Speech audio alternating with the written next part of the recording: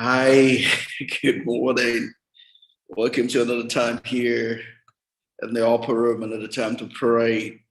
Thank you. Thanks for staying with me. And we've been leading ourselves in a place of prayer by just running to Hebrews chapter 11. And yesterday we were on verse, I believe that was verse 21, we stood on yesterday, talking about Jacob blessing the sons of Joseph and also worshiping as he died.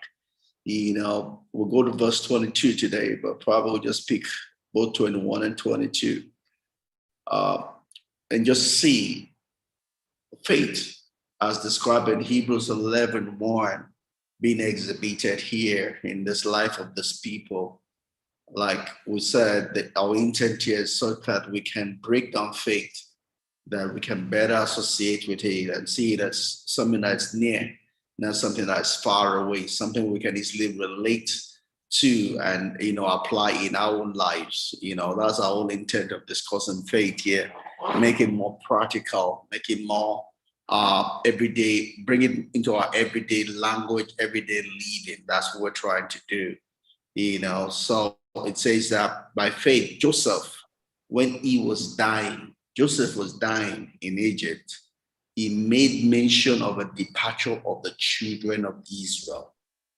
So Joseph was, even though he was rich, he was famous, he had authority, he had influence, he had affluence in Egypt. He did not allow that to becloud the word of God. He did not allow that to becloud the prophecy of God. He still remembered what God said, that they would be here only for a period, and there'll be a time they have to go back to the promised land, because that's what was promised to Abraham. Egypt was not what was promised to Abraham.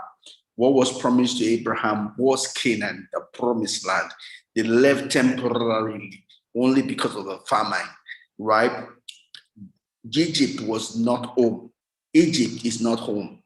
He had a clarity of the promise of God before him, and so he could speak about it because it was very clear, visible, and real to him. He could feel it, he could touch it, right? So he spoke about it, right?